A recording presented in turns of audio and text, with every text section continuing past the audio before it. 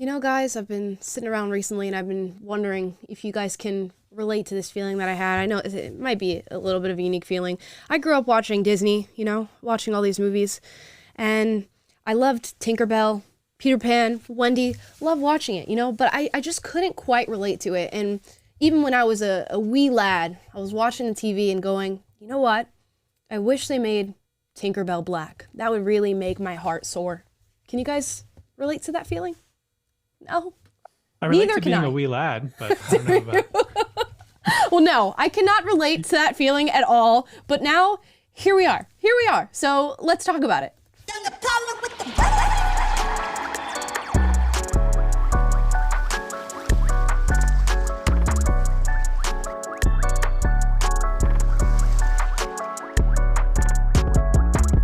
Welcome back, ladies and gentlemen. He, hims, and she, hers. This is Unapologetic Live. Happy Monday. I'm your host, Dom Lepanobi, and Taylor's here in Nashville. Hello, lads and lasses. How y'all doing?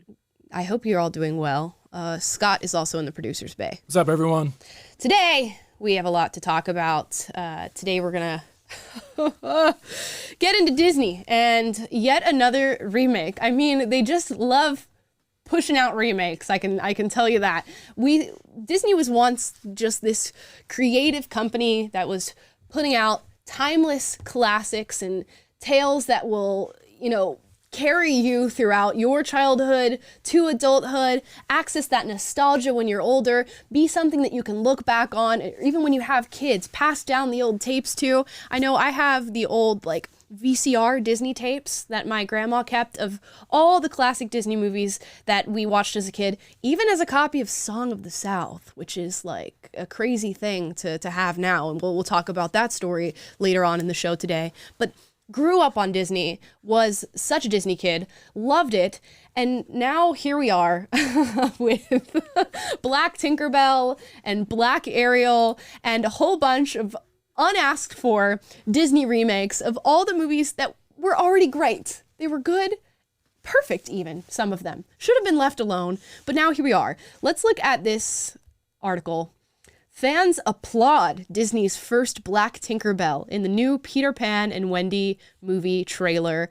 And there is the Black Tinkerbell, played by an actress who I recognize, Yara Shahidi, who is from a show called Blackish. And you can guess what that show is about. Blackish. It's about being blackish. And she is now going to play the new Tinkerbell. And apparently there are people who are excited about this. This article says that fans are applauding. I don't know who those fans are who are applauding or asked for this. I can almost guarantee you nobody asked for this. Nobody. And I just picture them sitting at the Disney, whatever meetings they have, their creative meetings with their team of producers and writers, and going, you know what, maybe we should come up with something new, something fresh. What's a new story we can put out there? And maybe we can inject some diversity into it. You know what? Let's just pick one of those old movies and remake it. Why be creative? Just remake a new movie. Okay, well, let's remake the movie. Are we going to cast the characters in the likeness of the original characters? Nah. Why would we do that? It's a brilliant opportunity to just take a character that everybody knows and loves and is familiar with, and then just put a Black actress in the role and get a bunch of applause from, I don't know who, but applause from people. I loved Tinkerbell as a child, and guess what? I loved the white Tinkerbell. She was great.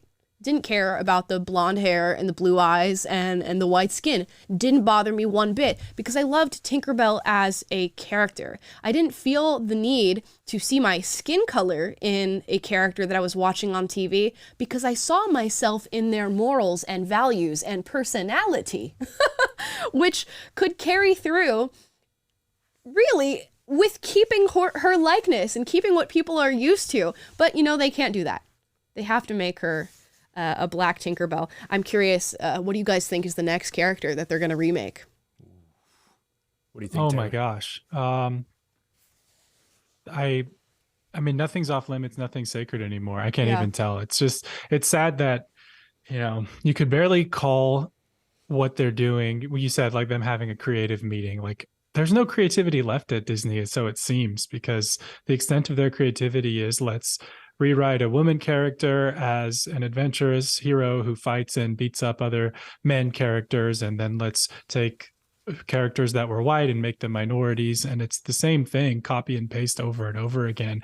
I just hope we do cycle through all of them sooner than later so we can get it all over with and hopefully get back to making films that are creative on their merits, that speak to deep underlying themes and values that all human beings can relate to, that make stories that actually resonate with people as human beings, rather than just making them to push, this forced diversity stuff and the forced feminism and all this stuff down our throats. Because I think I'm just tired of it. I'm not even hardly offended anymore. I'm just tired of it. Yeah, it just doesn't feel like they're trying at all. And this is not to say that we're somehow upset about black characters in Disney movies. By all means, make a story with a black character. We all watch Princess and the Frog. I love Princess and the Frog. Are they ever going to remake that movie and make Tiana white?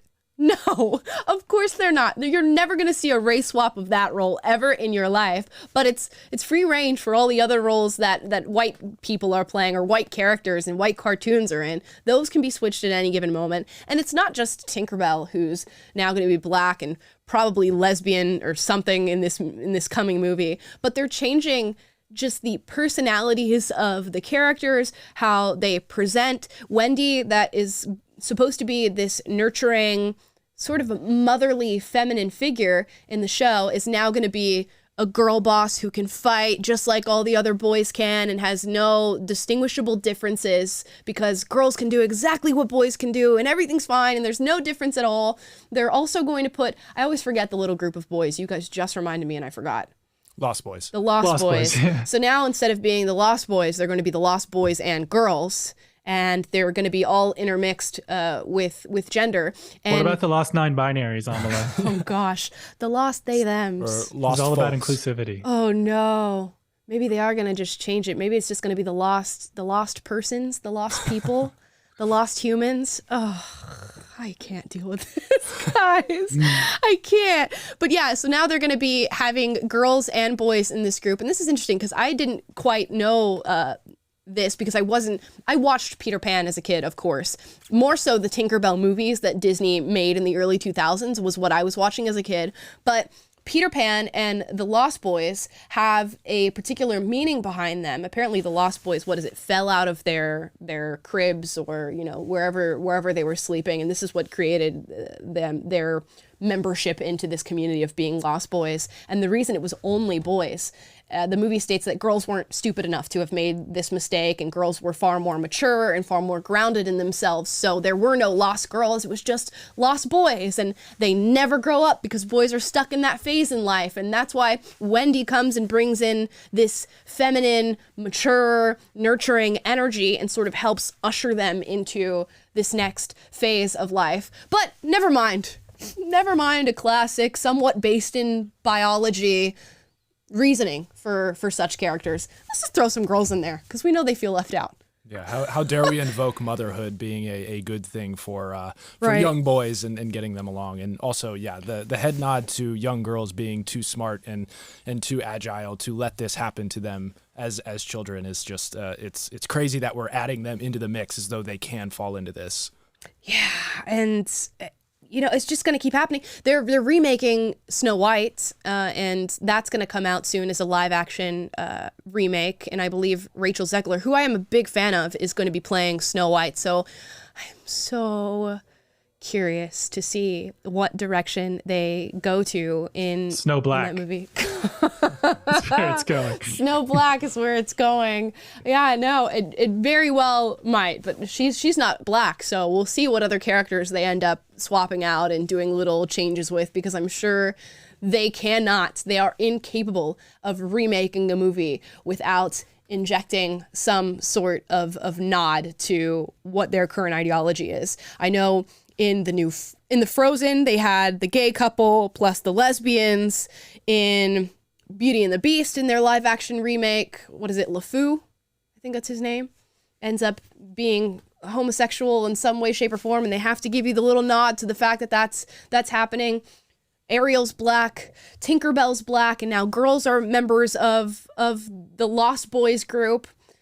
So I don't know what's going to come for Snow White. Yeah, this may be a little bit of a joke, but I'm afraid that they're going to redo Sword in the Stone, one of the OG Disney movies. That's way back. And they're going to change King Arthur to King Arthuria, and it'll probably be some phallocentric story, along those lines. Or like white privilege is what enables him to actually pull the sword from the stone. Yeah.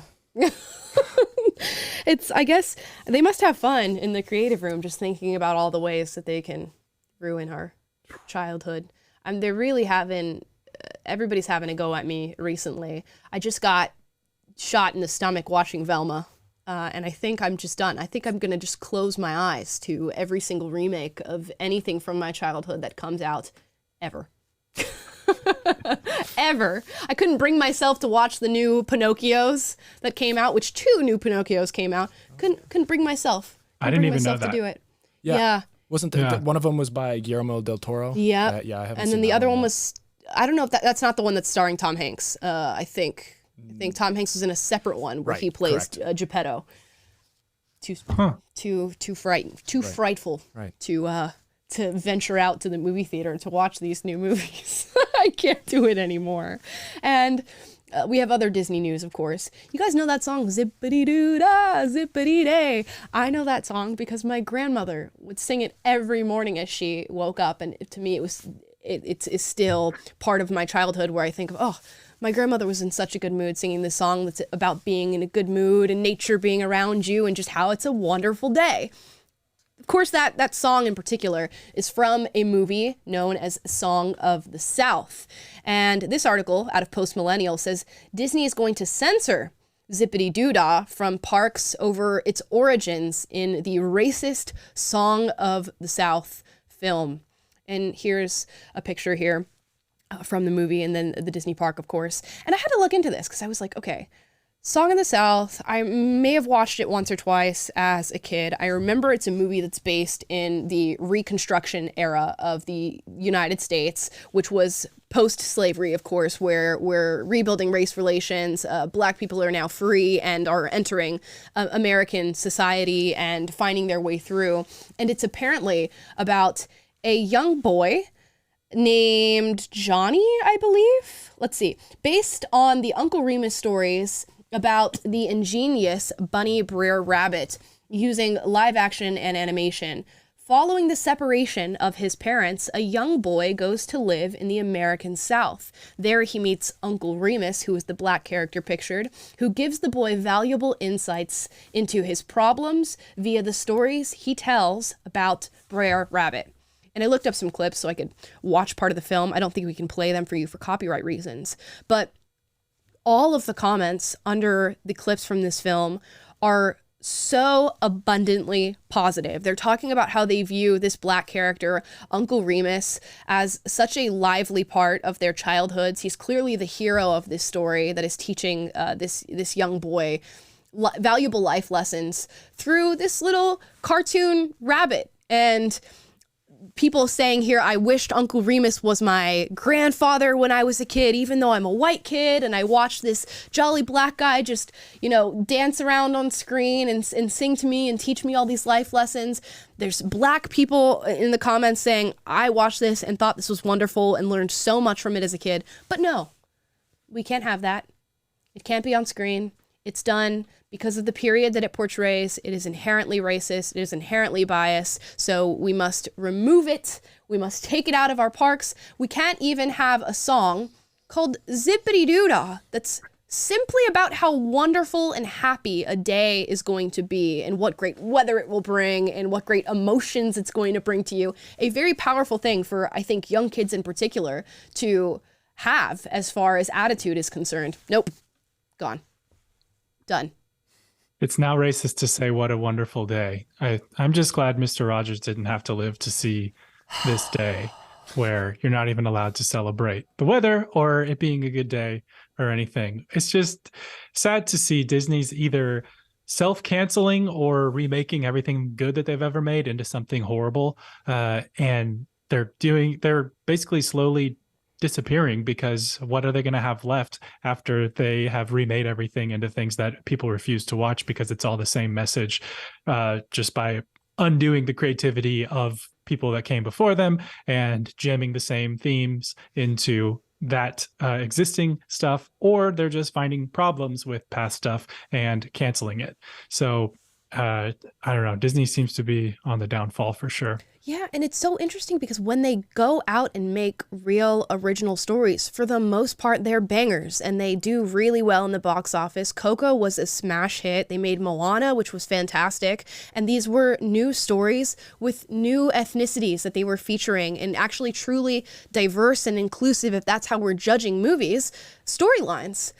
Why go back and just pull from old things that have already been done and done very, very well and remake them to fit some sort of modern day imagery? And we all know that Disney was going back and putting that disclaimer on Disney Plus before all of their prior films saying, you know, before you watch this, be careful because there's spooky racism and depictions of different races and harmful imagery and wording and phrases in this movie. So beware before you watch. Oh, gosh. Just make good stories. And if you want those stories to be inclusive of race and all these different things, you've proved you can do it. So do it. Yeah, this one's really weird because they're sacrificing good storytelling and archetypal characters, which Uncle Remus actually happened to be the old wise one in this movie. Mm-hmm. They're sacrificing good storytelling and good characters solely for messaging, and canceling this man and what he stood for within the film and being the wise old teacher is just, it's eliminating the good message that was within the entire story itself, and they're so willing to do that solely for the messaging now. And it's like, and black people are like, yo, what the hell? Why'd you take, what do you mean? You are quite literally finding movies where black people were represented in film and represented positively and removing them. It reminds me of the stuff they're doing with food. You know how they're taking Aunt Jemima off the syrup bottles and Uncle Ben off of Uncle Ben's rice and the Native American off of the Land O'Lakes. Why would you do that? These are actual helpful depictions of people of different ethnicities and races that are in staples. They are household items and household names and truly classic, timeless pieces that will be there forever if you allow them to be there. But they say no, because it was done during this specific set of time, because we have this connotation towards the pictures that we're seeing and the depictions of these people. Just swipe them away. And it's just wild to me because they'll run to us and say, look, black people have been struggling for representation since the dawn of time and they've never gotten it. And you go, wait a minute, I had a bunch of examples of black people getting that representation, of Native Americans getting that representation. Where did they go? Oh, we removed them because they were offensive to us. We got rid of those. I'm so sorry. Like, are we just going to keep chasing them as they remove stuff and then accuse us of being the racist ones? I guess that's where we go from here. I don't know what Disney's going to do next. In maybe 50 years from now, Princess Tiana in Princess and the Frog is going to be a racist depiction of a black woman who wasn't rich and wasn't making a lot of money, and poor her, and that's horrible, so we need to get rid of that film. Watch it happen, guys. Just you wait. Oh, but there will be more from Disney, I'm sure. Nothing original, though. It seems. And if it is original, it's going to be, I don't know, like that Turning Red film, which I watched, and I gave my thoughts on that. You guys can go check that out if you want. But there's so much potential there to actually do something good. And in remaking and shifting and changing, you are not only recreating something that's already been done well, but you're stripping it of what was good about it. And that's not the skin color of the characters. That's not what I'm talking about. I'm talking about the ideology that is now injected that completely negates what were timeless classic messages in the film. If Wendy's now some badass girl who can fight and sword fight, and the Lost Boys are now Lost Boys and Girls, or Lost Boys, Girls, and They Thems, where's the timeless nature of the story there? What are you left with that is going to supersede these rapid changes in ideology and just current events? Now, every movie from this time period is going to be stamped with the year that it's created, because there's nothing that lives past these little squabbles and fights that we're having right now. There's nothing timeless about it. Yeah, once Disney. upon a time, it's funny to say that. That's how Disney sets up their fairy tale stories. But once upon a time, Disney and all these companies that make movies would focus on creating something original and representing stories that spoke to universal human experiences, like the Peter Pan is about the need to grow up and for young boys, and many other themes, the value of motherhood, among others. And that is a universal human experience that everybody can inherently relate to. It wasn't about the skin color of the characters. It happened to be from a story that was written by a Scottish author, and it was adapted by, or in that time, from that book. And so it just represented what it came from, but it was about the ideas, and that was what was first. And, once upon a time, stories were about the actual story, the actual values, the actual substance of why the story was created. And now we think that we've achieved something just by making it about representation, or just jamming representation in there. And representation is nice. And like you said, I was growing up, we had Pocahontas, we had all these Disney movies that happen to have representation in there because they were telling stories from different parts of the world. And that was a great thing. And even going back to the 80s, you can watch movies from back then and there was representation. Mm-hmm.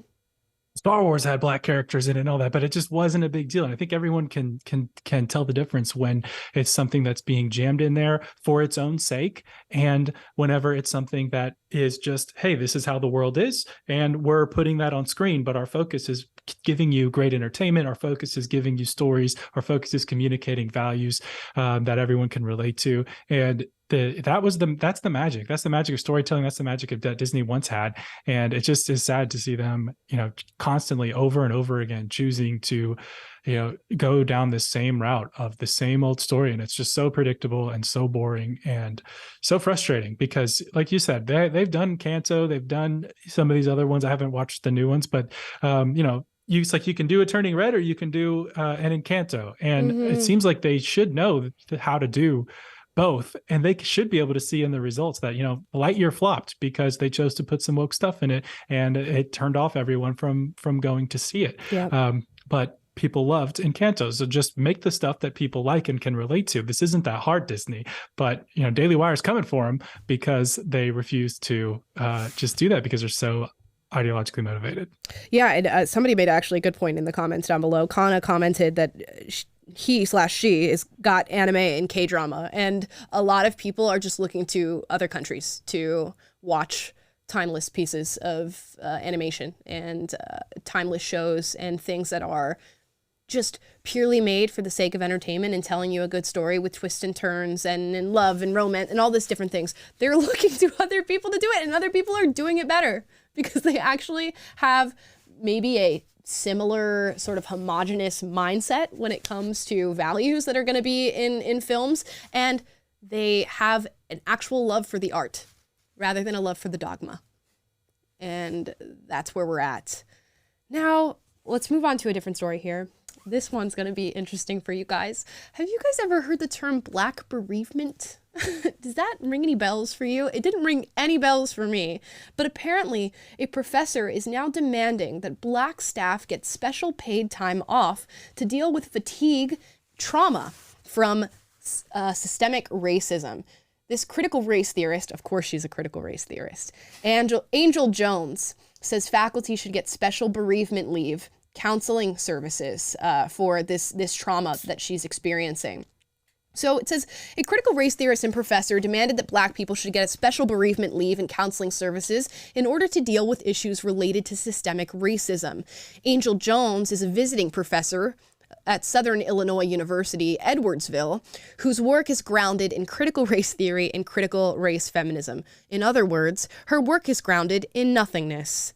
But CRT, they explain, of course, is an ideology that holds that America is systemically racist and there's oppressor and oppressed and blah, blah, blah. We all know what critical race theory is at this point. Jones argues that black faculty should be granted special paid time off and mental health therapy to deal with events of alleged police brutality in an article that was published in the Times Higher Education on February 23rd. She, of course, did not respond to a request for comment, but says, quote, "I am a proud educator who loves what I do, but before that, I am a black woman." Let's pause there for a second. Let's read that again. I am a proud educator who loves what I do, but before that, I am a Black woman.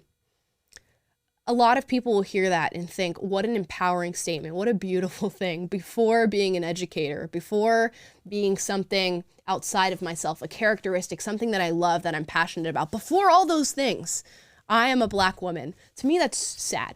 It's devastating that people are viewing themselves that way. Imagine you have a spirit and a soul. Some people believe that, whatever. You have a personality, you have characteristics, you have things that are individual and unique to yourself. Those things have been, created in an amalgamation of blood and cells and a brain and your nervous system and all that, and plopped in a shell.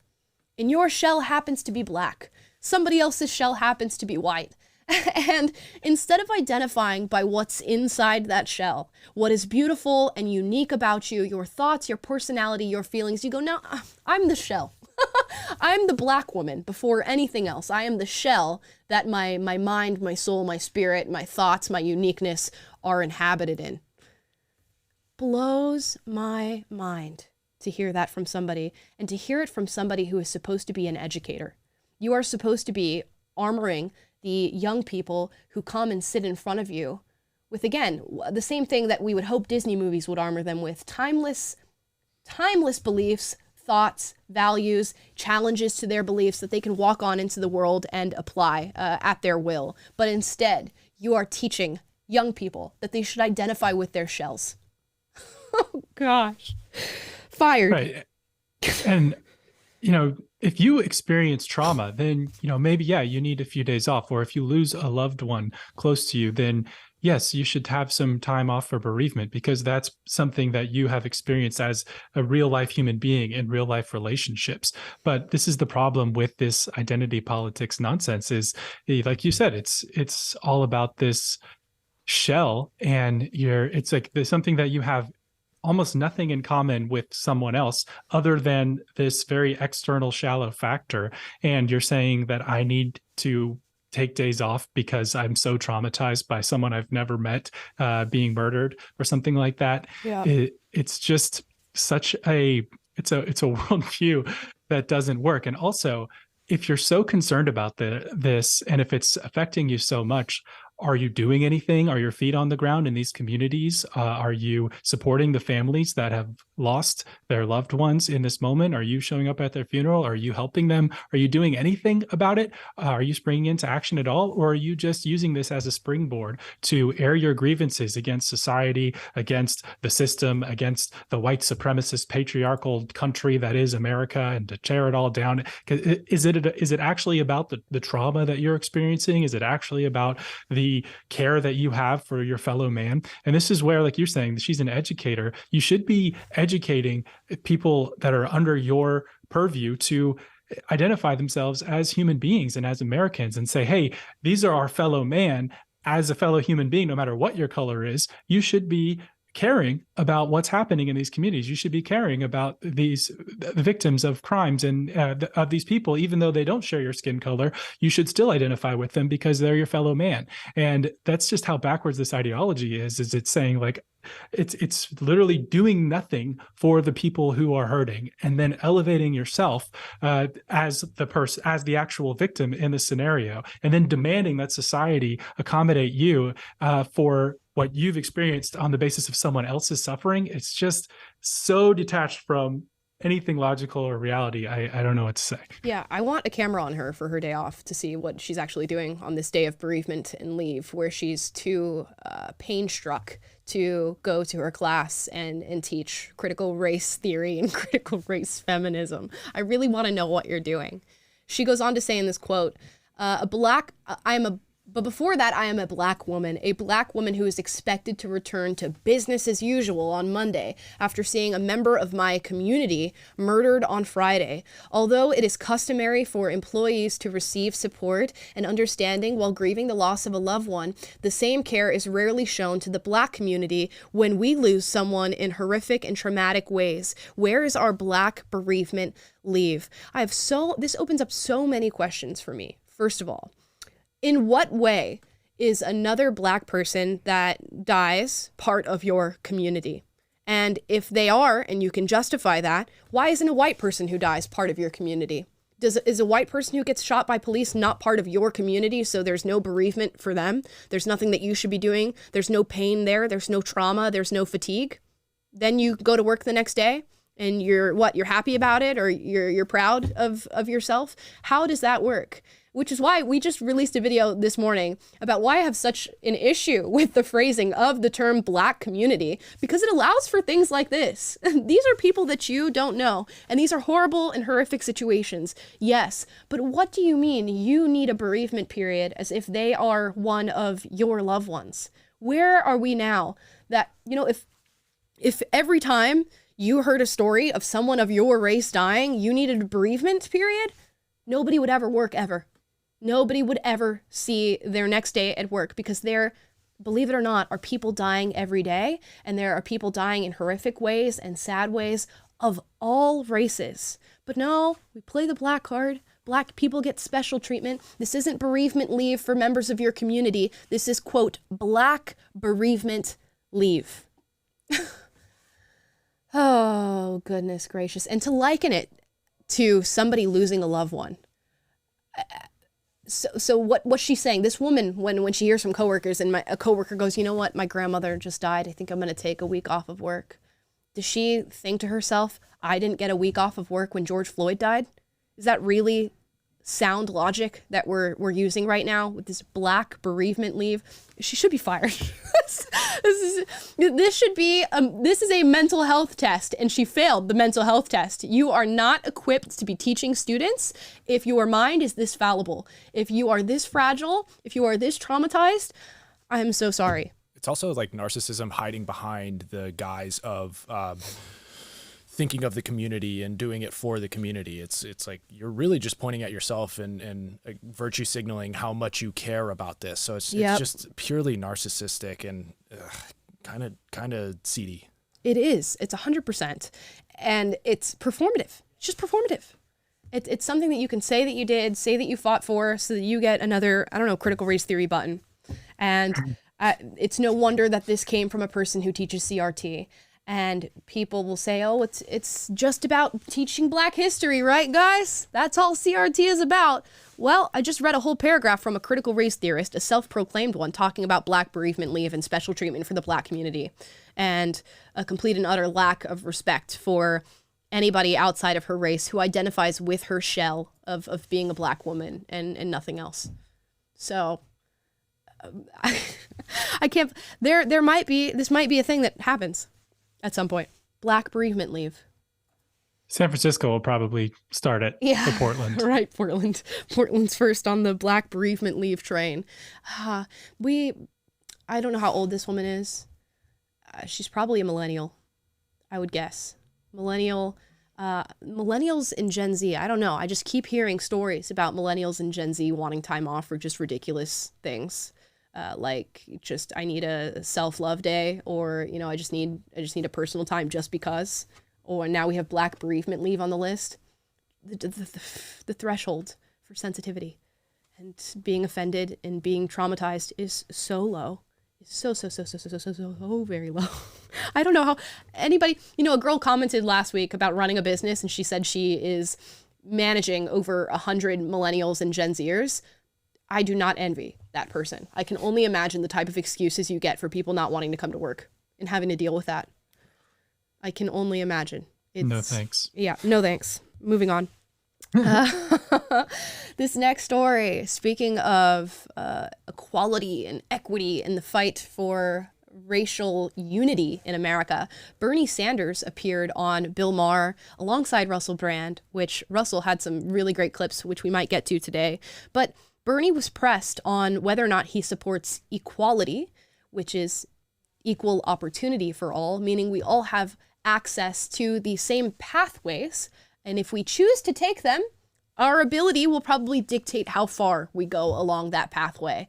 Or equity, where you have equality of outcome, meaning if we have 10 CEOs, 5 of them are men and 5 of them are women, because we want it to be completely equal across the board. It doesn't matter about your ability. It doesn't matter about your morals, your values, how capable you are. I will just place you in that outcome and make sure that it's equal. Now, Bernie was pressed on which one of these he supports, and here's his answer. This word equity has come into the language in the last few years, and before that we didn't hear it a lot. And I think a lot of people hear equity and they hear equality, that like it's the same word, and it's not the same word in the same concept. So how would you differentiate between equity and equality? Well, equality, we talk about, I don't know what the answer to that is. Come to think of it, equality is equality of opportunity. All right? We live in a society, we want all people to have whatever color your skin is. Equity, I think, is more guarantee of outcome, is it not? I think so. I think that's okay. So which side do you come down on? Equality. Equality. Yeah. Okay. Right. Boys? You know what? I have no hate for Bernie Sanders. I don't think he's like a horrible person or anything. I just love that when he said equality, he's like, is that okay? I had to say, it's just the right answer. I'm sorry. He just had this face of like, oh, I'm gonna say it. Should I say it? Because that would send a ripple effect through many people who are progressive and left-leaning, who have been running with equity. And very seldom do people know what that word means when they're just like throwing it out and saying we want equity. Yeah, they conflate the two as though they're the exact same word or synonyms, and it's just not the case. And it was very telling that you could almost hear a pin drop after he said that. There was no peep. Yeah. Equality. Yeah, I feel like he's, some part of Bernie, I feel like is a little bit endearing because he kind of predates all of this old school. He predates all this new school woke, thinking and all the new, just hypersensitivity and everything. That's not really his style. He was kind of around before that, like being the crazy communist in Congress, spouting all this stuff that he genuinely believes in, all this leftist stuff. But anyway, I don't think that, what he's not used to all of these new terms and so I think he was caught off guard with that because he doesn't think in woke terms. He just thinks in like old school communist terms, which it's like, hey, more power to you. 100%. And he walked alongside MLK and marched during the civil rights movement. So if anybody was familiar with equality and what was being asked for there, it probably is Bernie Sanders. And to now see that be curtailed for the sake of equity and this totally different set of ideology and a totally different outcome completely when compared, he must be like, damn, y'all really messed up what I was saying. Y'all really didn't get the vibe because you have changed completely and become way, way more radical. It's so weird to be watching a show like Bill Maher's and hear this kind of conversation. Of course, he's been on this track for quite some time now, so it's not as strange now. It's not as shocking. But it's so, I don't know. It gives me hope to see this happening on television, to see Bill Maher being not afraid to have these conversations, to have somebody like Russell Brand on, who we're going to react to in this next clip, where he really digs in to somebody who works for MSNBC about what is fair, real, and just journalistic integrity, what journalistic integrity looks like, and the lack thereof in the United States of America. Here's him going at this guy. John, I've not known you long, but I love you already. But I have to say that it's disingenuous to claim that the biases that are exhibited on Fox News are any different from the biases exhibited on MSNBC. It's difficult to suggest that these corporations operate as anything other than mouthpieces for their affiliate owners in BlackRock and Vanguard. And unless we start to embrace, and also, mate, like just spiritually, if I may use that word in your great country, we have to take responsibility for our own perspective. I've been on that MSNBC, mate. It was propagandist nutcrackery on there. I went on a show called Morning Joe. It was absurd the way they carried on. I'm just going to pause this for a second. You guys already know that I love Russell Brand, but he is so tactful in the way that he goes at people for what they're doing. And the way he's doing it is really masterful because he's just injecting banter into it and allowing you to follow along what is a really entertaining way to speak to somebody, but he's actually directly calling them out and saying, no, you work for an organization that is doing something wrong. You are blatantly putting out misinformation and propaganda, but the whole audience is laughing and cheering. And a lot of people might think that that means the message is getting lost on them, but I really don't think it is. I think it's landing, and it's actually landing in the perfect way of mixing in a comedic and sort of fanciful energy with something that is really serious. And that's why what he does is very masterful, because this guy is continuing to respond, even though it's getting a little bit aggressive, and he's actually making some very, very direct accusations. Joe. Yes. Yeah, I don't know what it was. It wasn't morning. There was no one called Joe there. No one could concentrate. They didn't understand the basic tenets of journalism. See? It wasn't morning. There was nobody called Joe there. 2 little jokes. And then the third thing, they did not understand the basic tenets of journalism. Beautiful, masterful. I don't know how his mind works fast enough to make that happen, but it does. No one was willing to stick up for genuine American heroes like Edward Snowden. No one was willing to talk about Julian Assange and what he's suffered trying to bring real journalism to the American people. And I think to sit within the castle of MSNBC throwing rocks at Fox News is ludicrous. My friend, Make MSNBC better. Make MSNBC great again. My friend, I would. The moment. Fight them on a territory you can win on, Joe. Russell, darling, the moment that you give me a specific example, an actual example. Okay, I'll give you one. Wait, just wait.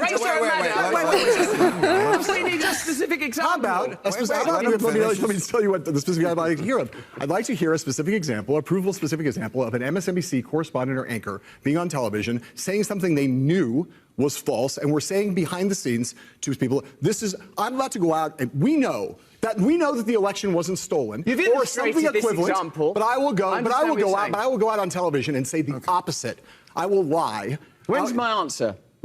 Just give me the specific example. I understand the basic point. Give me a specific example. All right. I'm with you. I think it's a false equivalency, Russell. It's not. How is it a false equivalency? Please, somebody explain to me, because they keep trying to shut him down and say, well, just give me an example. I'm not going to talk about any of the things you just referenced there, but give me a specific example. I think it's a false equivalency. And I'm saying this as somebody who goes on Fox News once a week. It is not a false equivalency. Each major news network has a very clear and distinct agenda, and they report on things that promote that agenda.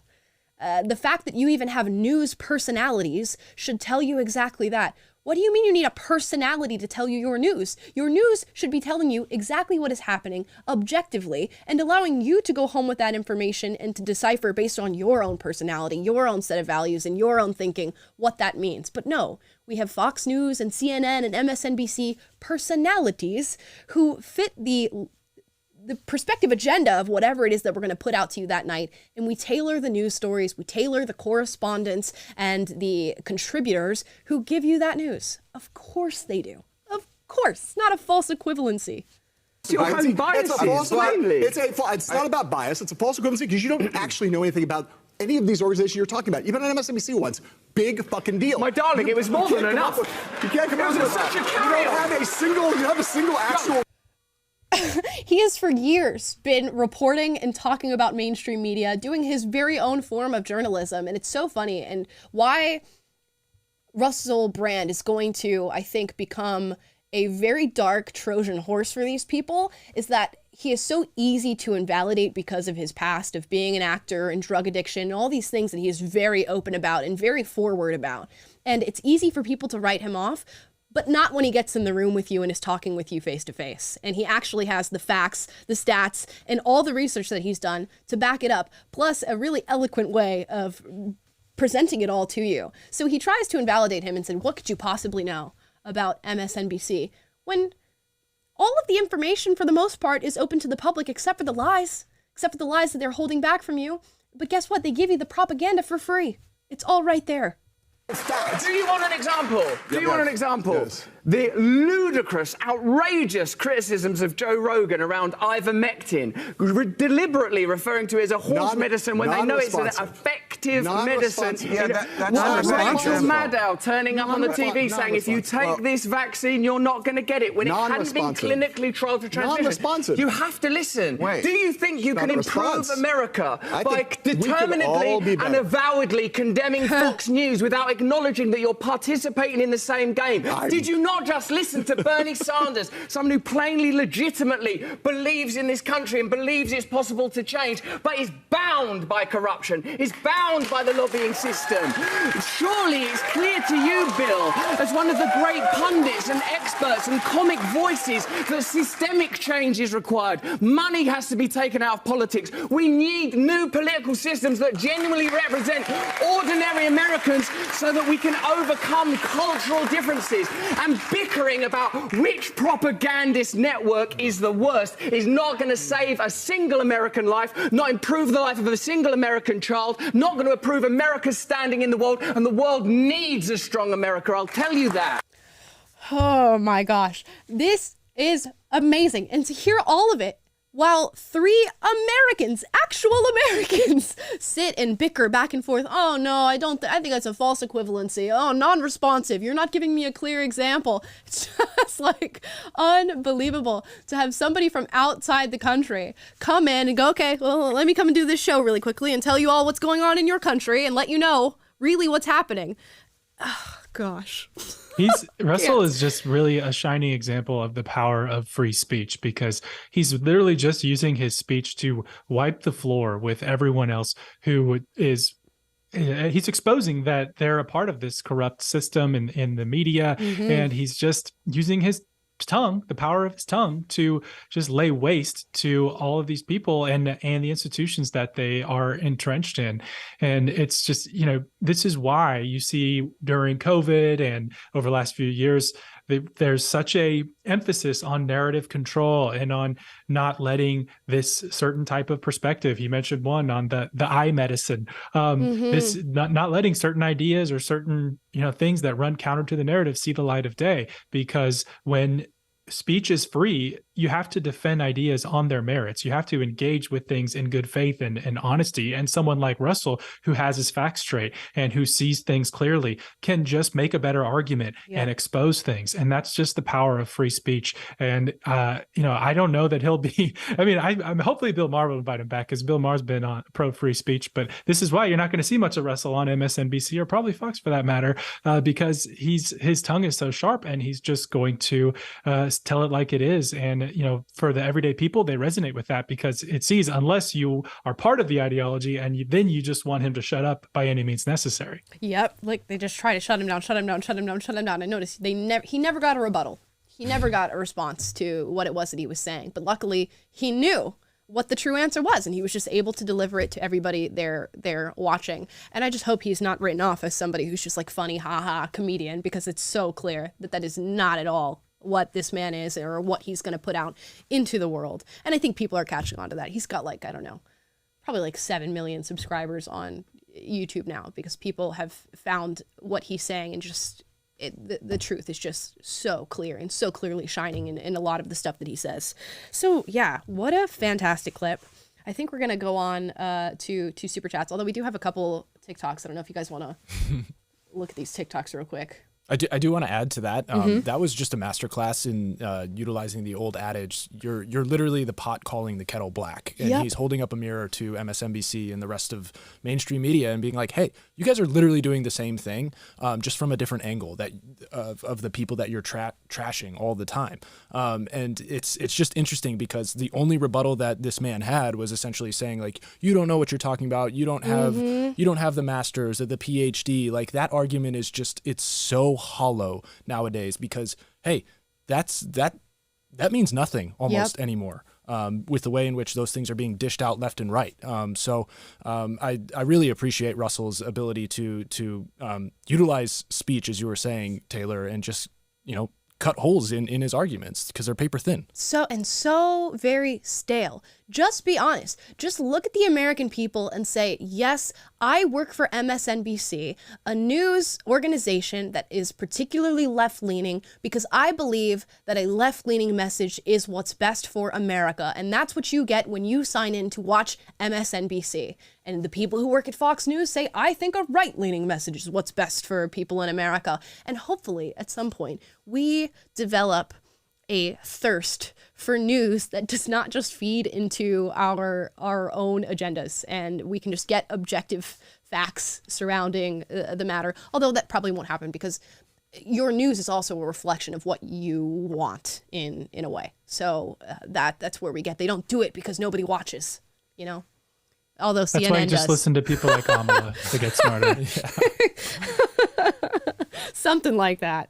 You'll get something from me. I don't know if it's smarter. Now, let's see. You guys are voting on TikToks versus Yeah, we did a poll. Superchats. Do you guys want TikToks or Super Chats? And it looks like Super Chats is 56% say winning. Super Chats. So Okay. we'll do that. Beautiful. Okay, I've got some here. I don't know if I got all of them, but let's start. Number 1 is from an autistic reader. Thank you so much for a very large super chat. We very appreciate that. Very appreciate that. Yep. English. You're getting smart from me, guys. He says, I'm autistic.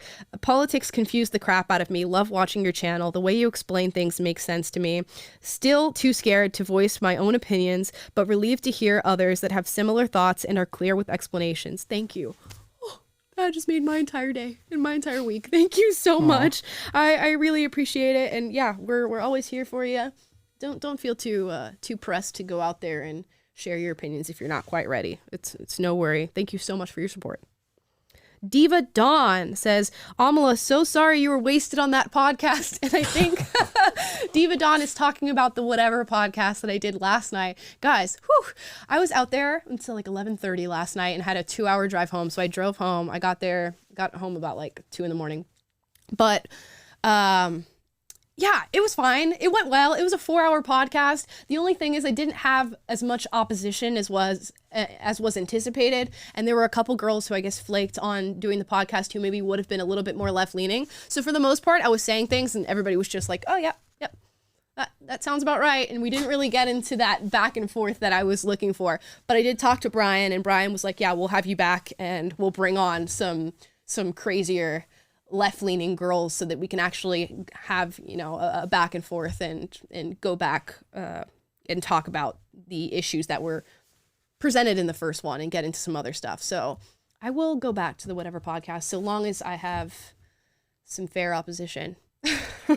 I want to know, did they flake before or after finding out you were going to be on the podcast? Yeah, that's I don't know. I feel like I don't have that much street cred to where people would be like, I'm not going to go to this thing because she's going to be there, but who knows? Maybe it's not just that they were scared either. Maybe it's like, you know, how when you go to a campus, the leftist students are like, we're not even going to show up to class today because out of protest because she's a transphobe or whatever. Yeah. Maybe they protested like that. Yeah. Who even knows? Who even knows? We'll see. I want to go back next time and just, I'm like, you know, the girls that I reacted to in those videos last week, just re-invite those girls, sit them down. We'll play the videos and we'll go back over that stuff. I'm like, I would love to do that. Please. And you can just put all of them there and then just me. Nobody else. Mm-hmm. But I'm we'll the see. captain now. Yeah, exactly. Exactly. Alex Antheas says, by the way, I wanted to say that I hope you guys continue doing your 1-hour episodes because they are great content and I like listening while I'm at work. Well, we're here. It's Monday, baby. And we'll be back Wednesday and Friday. So we'll let you know, guys, if anything changes. Stephanie Fonseca says, my mom said pozole was a special dish made with human meat after the sacrifices in parts of Mexico. Don't stop me from eating it today. What is that? Pozole? Pozole? Is that what it is? Taylor, are you asking Scott familiar? because he's Yeah, got a darker complexion than me? honestly, I came in halfway into that one. So Pozole, I've never heard of that. I've Pozole, not heard of that. Yeah, you have? I've heard of it. Yeah. Okay. I'm going to Google it really quickly. Hold on. Let me Google it. And your mom told you it was made of human meat? That's kind of messed up, Mom. I don't know if That you're sounds like something off of The listening. Last of Us. it's, Spoiler alert. It's a Mexican pork and hominy stew. Oh, yeah. I've had this many times. You've had this many times. Yeah, Well, you so were good. eating human, according to this girl's mom. Yeah, okay. Okay, this next one is from Alex Anteas. He says, "Hey guys, Amala, will you be going back on the Whatever podcast again? And would you be willing to do Fresh and Fit if they asked?" You know, I was going to go on Fresh and Fit at the end of February, and that ended up falling through because I was going to go to Florida and do a few podcasts, and then one of them fell through, so we didn't want to go through the whole trip just to do Fresh and Fit. But eventually, I mean, I've got contacts over there, so if I'm ever in Florida, in the Miami area, I'll just add it on to my trip. And as far as the Whatever podcast, hopefully we'll be doing that again. Zachary McConnell says, "Kudos for your heroic patience in basic B-word hell during the Whatever podcast last night. 1 hour of makeup and nails talk about nothing. I hope they bring you back to have a real conversation." Yeah, I was looking at the chat during the entire show and everybody's like, "Almo's so bored. Almo's gonna leave. Almo's gonna go to the bathroom and she's never gonna come back again." Because I guess my face looked bored because I was looking at a monitor of the girls because he didn't want me to like look over and have my face turned all the way. So I was engaged and I was listening to them speak, but I was looking at a monitor, so it probably looked like I was just blank staring out into the abyss and that I like wanted to, you know, unalive myself. But that is not the truth. I was a little less stimulated than I would have liked. So diplomatic. But You had RBF face the whole time, resting board face. resting board face. Okay, I'll take that. That's fine. But yeah, I know I have that affliction, so I just could not bring myself to engage in some of the conversation that was happening. Anyways, Diva Dawn says, "Oh no, Black teachers need a safe space." I mean, yeah, we need that Black bereavement time. I'm gonna take Black bereavement next time I don't want to do this podcast. And you're just gonna get a black screen that says Amala is taking Black bereavement for an hour, and that will stream for an hour, and you guys can look at it, I guess, and think about. And you will pay reparations and sit there and look at that black screen for an hour. Yep, and super chat to nobody as your payment. This one is from Sleep is the Cousin of Death. Thank you for your super chat. Says, "Supporting atheist." Hey, you know, we got a mix of beliefs here. I'm a non-believer myself. Taylor's a believer. Scott's a believer. We got different things going on. So thank you for watching the show and supporting. Daisy, thank you for your super chat. "The only live action I like is Cinderella." That was the one with what's her face, Lily. Who played Cinderella in the live action? I can't help you on this one. I'm sorry. Cinderella live action was Lily something. Oh no, Camila Cabello. Camila. So they made her Hispanic. Oh yes, and then the fairy godmother was Billy Porter, was a black gay man. So we forgot that one. Wow. We should have remembered that one. Yeah, that's a big one. That's a big one. A black gay man plays the fairy fabulous godmother. Who produces this show? Keep up. Show, it says, okay, it adds a richer backstory to the characters and empowers Cinderella without being too feminist. And I think feminists hate it a little bit, LOL. Maybe. Are we talking about the same one? Because I feel like there was 2 Cinderella live actions and they were different. I see a Hillary Duff one in 2004, but I don't think hope that's... is that the one you're talking about? There was another one with Lily James. That was 2015, but is that the same one with Camila Cabello? I'm sorry, I have to look into this for no reason. Okay, so Camila Cabello was 2021. The one with Lily James was 2015. So I don't know which one you're referring to, but hey, I'm glad that you liked it and it wasn't too feministy. Zachary McConnell, thank you, says, quote, "We are not nouns, we are verbs. I am not a thing, an actor, a writer. I am a person who does a thing. I write, I act. You can be imprisoned if you think of yourself as a noun." Stephen Fry. That's a fantastic quote. I'll have to think on it more and think about whether or not there are exceptions to that quote. But in hearing it in the moment, it sounds good. I'm into it. I write, I act. I podcast. Thank you for that quote. Therefore I am. And I like Stephen Fry. He seems like a very, very smart man. Andrew Galvin, thank you, says, "Welcome to the far right, Russell Brand." Yeah.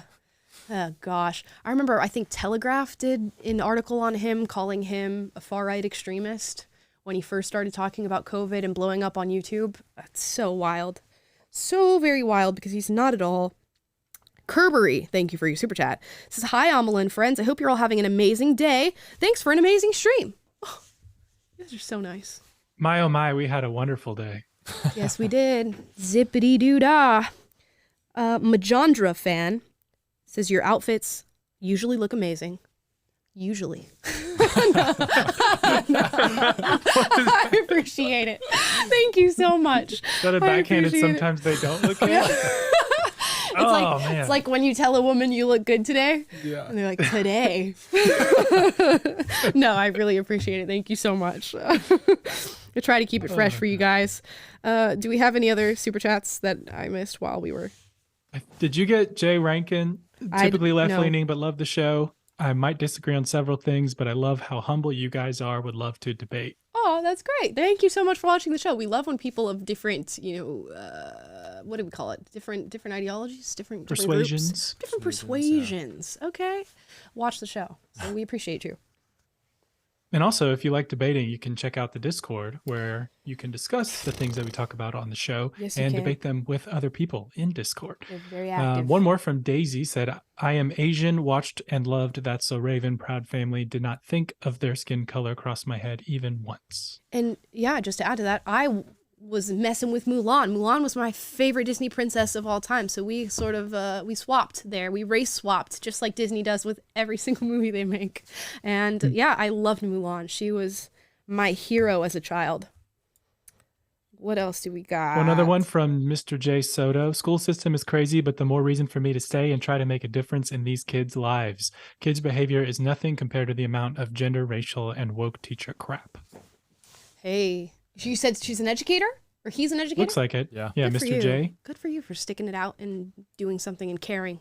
It's hard. It would be hard to stay in the education system right now. I heard there's some badass little kids running around. And plus I see so many fight videos on social media in schools. Yeah. I know. Yeah. It's weird. Did you see that 17-year-old who beat the teacher unconscious for taking his Nintendo Switch? Yeah, that was hard to watch. Wild. Really rough. Cannot imagine. Daisy responded and said, not the Lily James, not Camila Cabello. So which one was it? You talking about the regular Cinderella? No, the Lily James, not Camila Cabello. Oh, so, no. Okay, yes, I read that wrong. Okay, so, okay, the Lily James one, the 2015 one. I got you, girl. Okay, that makes sense. Dow says, when does Unapologetic start getting called far right? That'd be wild. Yeah, I feel like what are we? Pretty sure that's happened. Right of center, I think is what we would call this show. Everybody gets mad. The conservatives get mad because we're not right enough. The leftists get mad because we're too right. So we're doing something. We're doing something good, I guess. Maria Fernanda del Castilla Pardo says, greetings from Chile. That's awesome. Love your videos. I listen to you guys while working. It relaxes me because here things are so messed up politics-wise. Send help.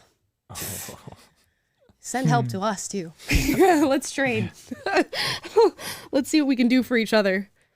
We got another one from Insurrection 87. I think most people are somewhere in the middle politically. However, it seems like the loudest are the extreme right/left. We have to be willing to have discourse and move away from labels. Yes, I'm all about that. A lot of people have been getting mad at me. I've noticed in some comments, not a lot of them, a few people are like, you're not conservative enough, or I thought you said you were conservative. Now I'm like, I don't want any labels. Leave me alone. Get away from me with that. I don't want your labels anymore because I'm just going to tell you what I think about certain things. And sometimes that will fall within your umbrella for whatever you think that a conservative is, and sometimes it's going to not. So y'all gonna have to deal with it, okay? You can't win them all. Okay. We got Nicodemus 1984 says, little congratulations from France to you and your team for your awesome work. So reassuring to see young people, and especially young women, thinking by themselves and not what social medias want to. Thank you, Nicodemus. That's a cool name, by the way. Yeah. Merci beaucoup. We appreciate you. I wanted so badly to read that in a French accent, but I thought that would be You should have just read it in French. You should have translated it. Or respond in French. That would be pretty cool. I said messy. Oh. There we go. You said the most basic French word you can say. I think that's it for Super Chats. Did we hit them all? I think Did we Think get so, all you guys. Let guys? us know in the chat if not. Let us But- know if we forgot you. I'll give you a moment, just a quick moment. we got a couple more We got coming a couple through. more. From Julissa Castillo. Hi, Amla. I really love your videos. Much love from Phoenix, Arizona. Thank you so much. I've been to Phoenix, Arizona a couple times. It was really hot. I don't know how you guys are doing. It was like 105 degrees last time I was in Phoenix, Arizona at night. I feel like SpongeBob. At night. It was 105 degrees. I don't know what y'all do when it gets like that. And Dow says, without the middle center, we get a dictatorship or communist dictatorship. Yeah, I used to think, if you're in the center on things, you're a little fence sitter, I've said that many a time on this show in the past. And now, I don't think that anymore. That I fence think is if you there don't, for a reason. the fence is there for a reason. Right. Probably not to sit on. That seems a little precarious. But the fence is there for a reason. I don't think you should just sit and not choose a side on an issue. But there's certainly room in the center to be there. Dash Fortune says Cinderella is a great fairy tale because the prince chooses the based homemaker and not the vile, toxic, superficial stepsisters. You are very right. Do you guys know the old school Cinderella story and what the stepsisters do to their feet to fit into the slippers? Have you guys heard this? No. So in the old Is this a school, grim fairy tale? it is. Yeah. It is a grim fairy tale. So in the old school version of Cinderella, the vile, disgusting stepsisters that were mentioned actually hack off parts of their feet to fit into the glass slipper. I know you guys all just wanted that imagery, so I just gave you that little fun fact to take home with you. Yeah. And then the prince notices the blood in the shoe and is like, you are the wrong girl. Next. Mikey Barbie, thank you for the super chat. I'm sorry, that was an abrupt transition. I'm sitting there thinking about how gnarly those feet pics would have been. Yeah. Somebody would buy those feet pics. Somebody would. The girl who was on the whatever podcast with me on Sunday was making, she says, $40,000 a month selling her feet pics, which I don't know if I believe, but that's what she stated. I feel like it was a little cap, but she said Somebody watching would pay a pretty penny for hot Scott's feet pics. You don't want those. You don't want those. You don't want those. Mikey Barbie says, Lost Boys, need I say more? Lost Boys, need I say more? I actually do need you to say more because I don't have Maybe any because they idea. put girls in the Lost Boys of the new one. Oh, okay, so we're saying It's the Lost They Boys. actually They're are literally Lost called Boys. the Lost Boys. yeah, we actually have Lost Boys on the Lost Boys team. I think if that's what you mean, let me know. Diva Dawn, I nicknamed that girl Toe Jam. Clever Dawn, clever. Malik Bartholomew, thank you for a very big super chat. Sorry I'm late. Please research aphantasia. It's something I found out about myself very late in life and would be amazing if you could use your platform to spread awareness on the topic. Thank you for all you do. Oh, interesting. I've never heard of this. Says aphantasia is the inability to visualize, otherwise known as image-free thinking. People with aphantasia don't create pictures of familiar objects, people, or places in their mind's eye. Dude, I had a friend who was like this in school. Her name was Marion. And Marion, we did this. We were like, Marion, what do you picture when I say a lemon? She's like, I picture the word lemon in my head. Lemon. She pictures the word lemon in her head. She cannot fathom or create in her mind the image of a lemon. Whoa. And there are tons of people who can't do it. And they don't see in pictures in their mind. Oh my goodness. Isn't that really weird? Your dreams just like reading a book. Yeah. An imagination is just like writing your own novel. Right. Yeah. So strange. Humans are fascinating. Humans are fascinating. Anyways, I think that is it for Super Chats. I think we did get all of them. Guys, thank you so much for watching today. We will be back Wednesday, and we're going to have a cool video for you tomorrow as well. I believe it's going to feature one Cameron Haynes, who I did a podcast with recently in Eugene, Oregon. So that'll be fun. I don't know why I did a Southern accent. They don't talk like that. Southern accent there at all. They don't talk like that at all. It just felt like they should. Anyways, guys, thank you so much for watching. We'll have a video up for you tomorrow. Hope you all enjoyed. Thank you so much for your super chats and support. We love you guys, love having you around, and love talking to you on these live shows. So leave a comment down below after the show. What is something that you think you should get time off for?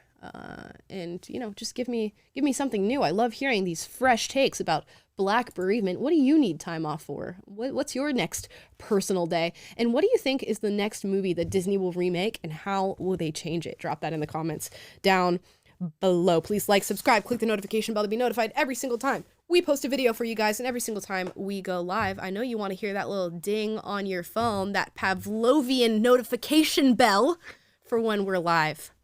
Anyways, guys,